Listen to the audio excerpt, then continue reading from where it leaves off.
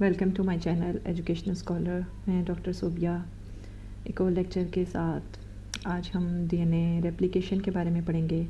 Nucleic acids के lecture में आपने डीएनए के बारे में देखा। It is one of the kind of the nucleic acid और ये बहुत इंपॉर्टेंट है, जेनेटिक मटेरियल के तौर पर एक्ट करता है। सबसे ज़्यादा इंपॉर्टेंट इसका डबल हेलिक्स स्ट्रक्चर है। Replication means it's a process जिसमें एक डीएनए मॉलिक्यूल जो है वो 2 कार्ड्स में कन्वर्ट हो जाता है। Replication it's a semi conservative which means each parent molecule serves as a template for a new strand. 2 new DNA molecules each having one old and one new strand. ठीक है, यहाँ पे top पे बिल्कुल आपको पेरेंटल डीएनए मॉलिक्यूल यानी double helix form में दिखा दिया गया है जिसके 2 स्ट्रैंड्स हैं।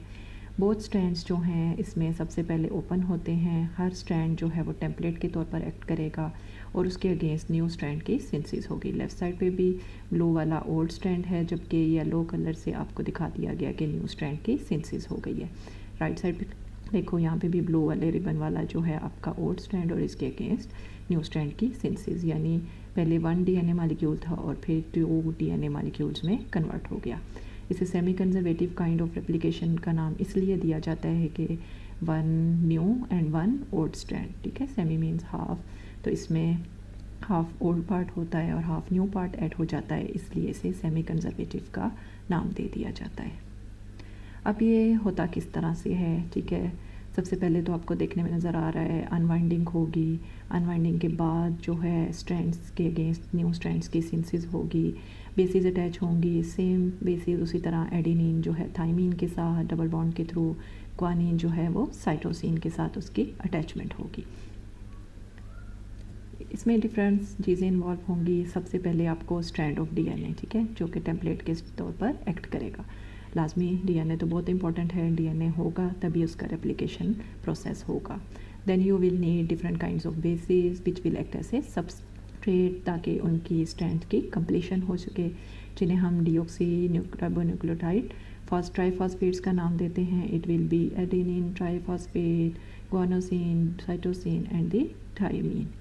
DNA polymerase which is enzyme जो कि सबस्ट्रेट को स्ट्रैंड के अगेंस्ट अटैच होने में हेल्प करता है। एनर्जी आपको रिक्वायर होगी और जो न्यूक्लियोटाइड्स हैं इनकी एडिशन हमेशा 3 प्राइम पे एंड होगी। ठीक है, 3 प्राइम एंड पे होगी, क्योंकि डीएनए का स्ट्रैंड जो है ये 5 प्राइम से जैसे 3 प्राइम एंड होगा और ठीक है एक स्ट्रैंड, तो 3 प्राइम एंड पे हमेशा हाइड्रोक्सिल ग्रुप प्रेजेंट होता है और चेन की एलोंगेशन के लिए यानी उसके बढ़ने के लिए हाइड्रोक्सिल ग्रुप का प्रेजेंट होना बहुत ज़्यादा ज़रूरी है। ठीक है, सबस्ट्रेट्स, ठीक है, यानी बहुत ज़्यादा इंपॉर्टेंट है। So overall you can say DNA polymerase is an enzyme that will fit substrate, यानी सबस्ट्रेट्स को लेगा और उन्हें यानी न्यूक्लियोटाइड्स को लेगा और उन्हें उनकी स्पेसिफिक पोजीशन पे अटैच कर देगा।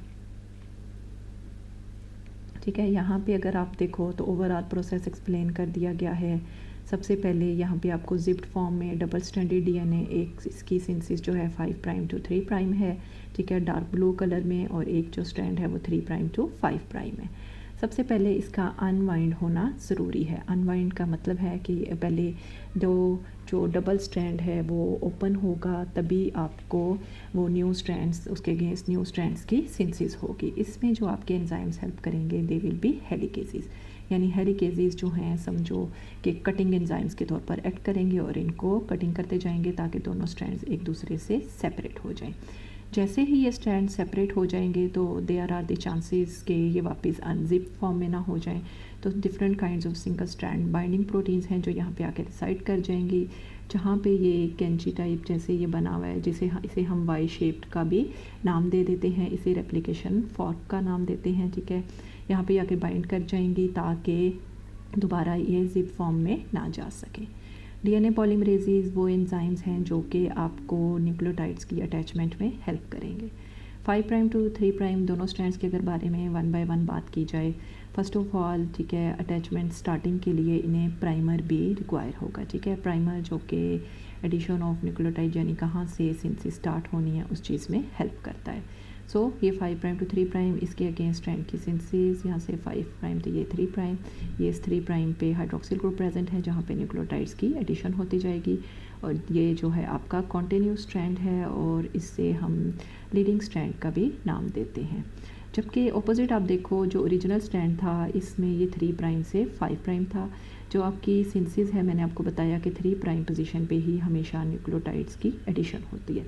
तो यहाँ पे क्या होगा कि जो फ्रेगमेंट्स हैं वो हमेशा स्मॉल फॉर्म्स में, टुकड़ों में, यानी आप समझो बनेंगे। सबसे पहले प्राइमर्स आकर अटैच हो जाएंगे, ठीक है। प्राइमर जो कि स्टार्टिंग एज प्रोवाइड कर रहे होते हैं, यहाँ पे भी प्राइमर आकर अटैच होगा। फिर डीएनए पॉलीमरेज जो है वो एंजाइम्स की उनके जैसे ये सपोज प्राइमर आकर अटैच हो गया, डीएनए पॉलीमरेज जो है, फिर वो न्यूक्लियोटाइड्स ये ब्लू कलर में, ठीक है। इसकी सिंथेसिस यूँ होगी, यूँ ये जैसे ये फर्स्ट हो गया, फिर उसके बाद यहाँ, फिर ये यहाँ से यहाँ, ठीक है। यानी मल्टीपल स्ट्रैंड्स की फॉर्मेशन हो जाएगी। So lagging strand is synthesised in a discontinuous function. Discontinuous किस वजह से?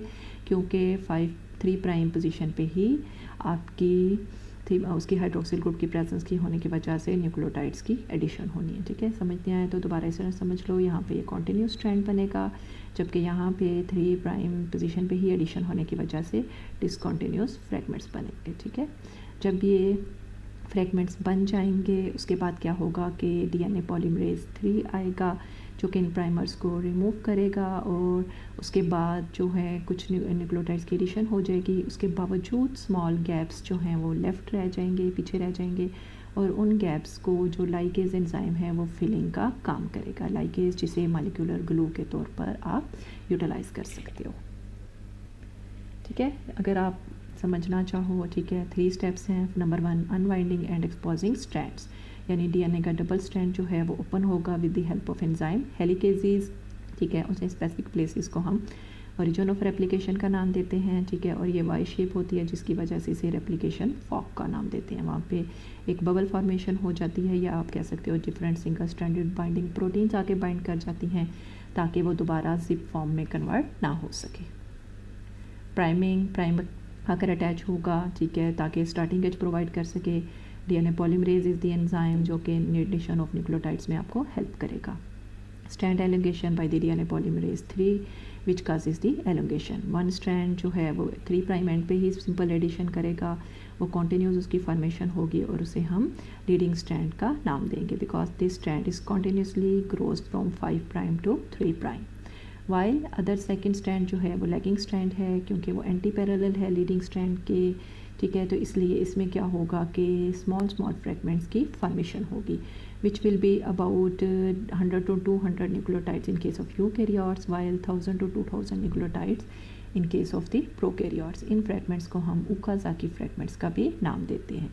जब तमाम ओकाज़ाकी फ्रेगमेंट्स की फॉर्मेशन हो जाएगी तो डीएनए पॉलीमरेज बना के आरएनए प्राइमर्स को रिमूव कर देगा, और क्या करेगा कि डीएनए लाइगेज एंजाइम जो है बाद में उनके दरमियान अगर कोई गैप होगा तो उनकी फिलिंग में हेल्प करेंगे। जैसे यहाँ पे आप देखो, ठीक है। दोबारा डीएनए का replication fork, first of all unwinding with the help of helicases enzymes, ठीक है। यहाँ पे ये कॉन्टिन्यूस बनेगा, ठीक है, क्योंकि 5 प्राइम टू 3 प्राइम, 3 प्राइम पे इजीली एडिशन होती चली जाती है न्यूक्लियोटाइड्स की। जबकि यहाँ पे क्या होगा, ये जिस तरह ये बिल्कुल डार्क ब्लू में हल्का हल्का नज़र आ रहा है, ये प्राइमर, पहले ये स्ट्रैंड बनेगा, उसके बाद ये, ठीक है, 2, फिर ये 3, ठीक है।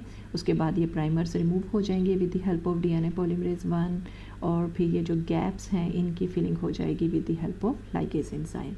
अब माइंड में आएगा कि जब इसकी अनवाउंडिंग हो रही है तो यहाँ पे इकट्ठा भी तो हो सकता है ना, यानी चीज़ें वाउंडिंग भी हो सकती है।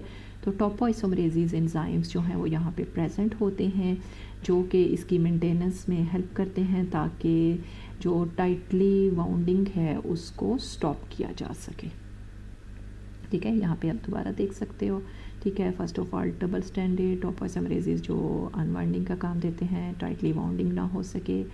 एक स्ट्रैंड ऑपोजिट कॉन्टीन्यूसली बना लीडिंग स्ट्रैंड, सेकंड स्ट्रैंड जो है वो आपका 1 by 1 बना डीएनए पॉलीमरेज 1 जो आपको प्राइमर्स के रिमूव में हेल्प करेगा।